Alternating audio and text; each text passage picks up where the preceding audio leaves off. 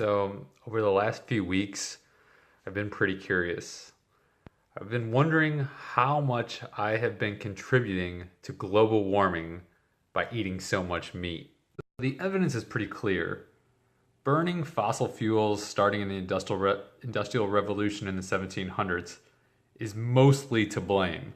But really, there's two sides to the equation. So, on one side of the equation is the carbon released through emissions, through things like transportation and energy production. The other side of the equation is carbon sequestered, taken out of the atmosphere. The problem is, for hundreds of years now, we've been putting more carbon into the atmosphere and we've been ruining our carbon sinks, so we've been taking even less out of the atmosphere. I feel pretty good about technological advances fixing the one side of the equation. Things like solar and wind energy decreasing the amount of burning of fossil fuels. But what about the other side of the equation?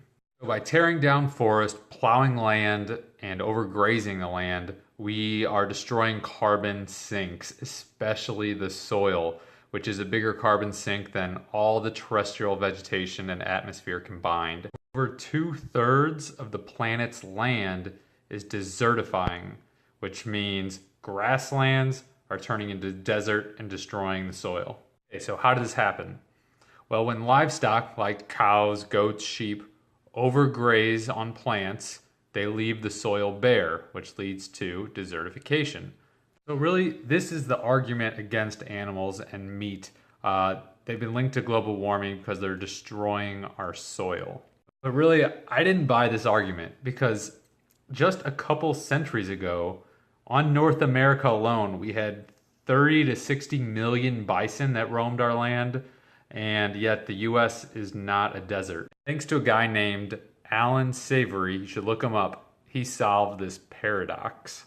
So grazers, like bison, protect themselves in the wild by forming herds, so that when a predator attacks, they herd together, and it makes it less likely that any one of them individually gets singled out for dinner. So a key component of herds is that they keep moving.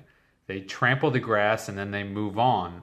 And this natural phenomenon prevented them from overgrazing on plants, and it also provided good soil coverage. What Alan Savory figured out is that when we mimic nature through planned grazing, desertification reverses, grasslands reform, soil health returns. So it's estimated that if we use this holistic approach of planned grazing to just half of the world's grasslands, we can go back to pre-industrial carbon levels, reverse climate change, and feed the world. Really, animals are not to blame for climate change, and quite on the contrary, they very well may be the solution to restoring our carbon sinks and saving us all from a heat death.